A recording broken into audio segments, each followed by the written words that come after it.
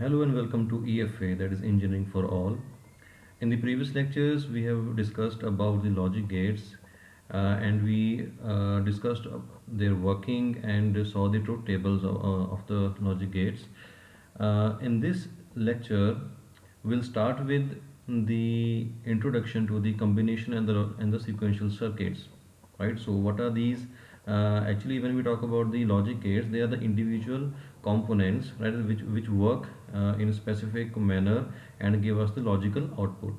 So when we have to make the circuits, so the circuits can be the combination of the logic gates, and these circuits can be of two types. So these two types are combination circuits or the sequential circuits. So we'll start the discussion about these two types of circuits, and in the coming lectures we'll discuss them in detail, that what are the kinds of the combination and sequential circuits, and what are the functions, and all of them, all these things will be discussed in the further lectures.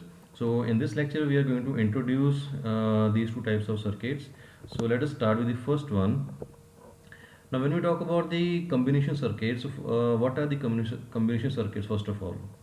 So these are those circuits the output of which depends only on the present input and is independent of the past output, right? So this is very important definition. So you can see over here. So suppose we are having a circuit in between this box, right? So this box indicates that there is a circuit in between it, right? And you can see that a number of inputs are coming into the into this circuit, right? And we are getting some outputs also, and the inputs to this combination circuit, you can see none of the inputs are coming from the output. Therefore we can say that these combination circuits, they depend only upon the present input and they are independent of the past output, right? So when you talk about these type of circuits, they are very much used in our big circuits, like our we can say the motherboards. We are having the processors which process the data and give us the outputs, right? So these type of circuits are those which actually do not have the feedback, right? So when we are having the feedback, when we talk about the feedback, those circuits which are having the feedback, they are actually used for the memory purpose, right? So these circuits, they are not used for the memory purpose, they are actually used only for the processing purpose, right?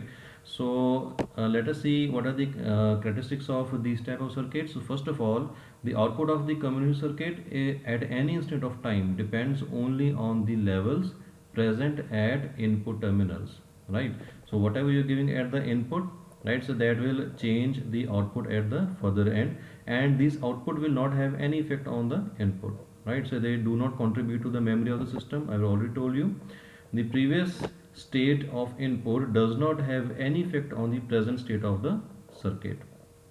Okay, so after that we're having the combination circuit can have an n number of inputs and m number of output lines, right? So you can see we can have multiple number of input lines and multiple output lines can also be there, right? So and in the coming lectures we will discuss all these circuits one by one and see that for a particular circuit how many input lines and how many output lines should be there, right? Okay, so after that we're having, they are mainly used for the processing of the data, right? So they are not the memory elements, they actually used for the processing of the data. Okay, so what are these processes? We let us see.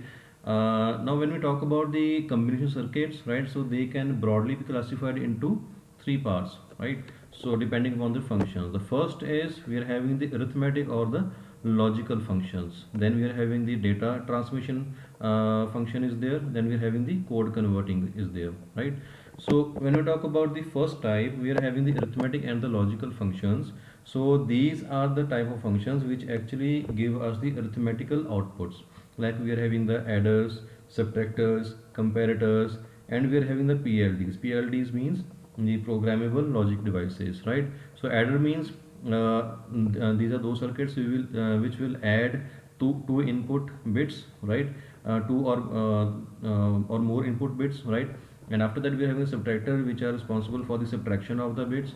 Then we have the comparators which will compare the bits, and then it will give us the logical output. And then we are having the PLDs. PLDs are actually the type of circuits which are available in the market, and they perform some of the combination, we can say, they give us the logical outputs, and they're helpful in making the circuits.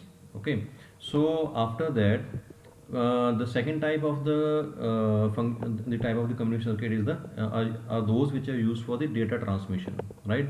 So when you talk about the data transmission, they are further divided into several parts. First one is the multiplexer, then demultiplexer, encoders and decoders. So what are the multiplexers? Multiplexers are those circuits which accept the input from multiple number of input lines, and those circuits, they arrange the all those inputs onto a single output line, right? So why do we use the multiplexers? They are used to minimize the, we can say, the transmission lines, and for the longer transmissions, we need to have the multiplexers. Okay, so we'll discuss these in detail when we come with this topic. Okay, so after that we are having the demultiplexer. So these are actually used on the receiver side, right? So they receive the input from a single line, and they distribute the all those signals which are coming from a single line onto the a number of output lines, right? So these are the circuits which accept the inputs from single line and transmit on the on multiple lines. Then they are known as the demultiplexers. So these are the multiplexer and demultiplexer. Their function is exactly the opposite to each other. After that we have the encoders. Encoders are the number of we can say these are the circuits which accept the inputs, right, from one set of we can say the input lines, and they convert it into a code and send to a second set of the output lines, right? So decoders are just the opposite of the encoders. So we'll also discuss these in detail in the later lectures. Okay, after that we having the code converters. So one type of the code can be converted into second type, right? So we can have the binary converters, then we have the BCD and 7-segment converters. Okay, so next are the sequential circuits. Right, so what are the sequential circuits? These are those circuits whose output depends not only on the present input but also on the past output. So this is very important, right? So you can see over here is a diagram, right, which depicts the sequential circuits. Now suppose we are having a combination circuit over here, right? So which is giving an output, right? So this output is coming back through a feedback channel, and it is being given to the combination circuit again. So the next output will be dependent upon the new input and the past output. Okay, so these are this in whole will contribute to the sequential circuit, right? So these are feedback mechanism in this case, and this due to this feedback mechanism, the these type of circuits, they contribute to the memory of the system. Okay, so the characteristics are, they have the feedback mechanism already discussed, right? So they contribute to the memory of the system, and they are time dependent, right? So because we are having the feedback over here, right, therefore clock is required. Okay, why the clock is required? So that the input which is going inside this circuit, it will be processed, right, on a single clock with the help whatever we are giving the input from the output in the feedback and the input, right? These both the input should go into the combination circuit at the same time, and that has to be processed at the same time. Therefore clock is required, right? So we'll discuss what the functions of this clock in detail in the later lectures. Okay, so after that we're having, they are time dependent and are slower, right? So these are slower circuits than the combination circuits. Okay, so after we're having, they are mainly used for storing the data. Okay, so when you talk about the types of the sequential circuits, they are of basically three types. First one is the flip-flop, second is shift registers, third one are the counters. So what are the flip-flops? Flip-flops can be of four types, right? So they are SR flip-flop, JK flip-flop, T flip-flop and D flip-flop. So when we talk about the flip-flops, right, so these are the sequential circuits which are responsible for storing one bit at a time. One flip-flop can store one bit at a time, right? So their circuits actually differ. So one type is SR, then we're having JK, then T and D. T means toggle, D means delay. Okay, so SR means set reset, and JK is nothing but a special case of the set reset flip-flop, right? So we'll discuss them one by one. So these are very important. Okay, so after that we are having the shift registers, right? So when we talk about the flip-flops, they are responsible for storing one bit at a time. What are the shift registers? These are the type of the circuits which are actually the combination of the flip-flops, and they are responsible for storing multiple bits at a time. Okay, so because we are having the data in multiple bits, so we cannot have a memory which is having only single flip-flop, right? So we have to store a large amount of the data simultaneously. So for that purpose we need to have the shift registers, right? So shift registers are responsible for storing multiple data at a time or multiple bits at a time. Okay, so when you talk about the shift registers, there are of four types.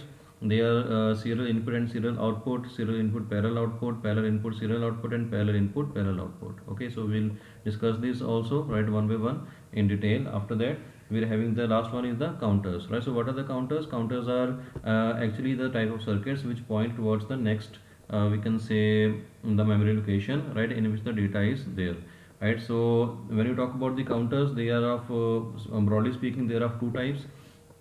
The first one is the synchronous counter, and second one is the asynchronous or the ripple counter. And further, if we go inside these two types of counters, they can be up counter, down counter, up down counter, right? So these are the types of the sequential circuits. So we will discuss them one by one, starting with the combination circuits, right? We'll discuss about the adders, subtractors, right, multiplexer, demultiplexers, encoder, decoder, everything we will discuss, right? And then we'll move on to the sequential circuits and discuss all these things one by one in detail. Okay, so thank you so much for watching this video, and if you find it useful and knowledgeable, please subscribe it, like and share it, and please help in boosting of this channel. Thank you so much.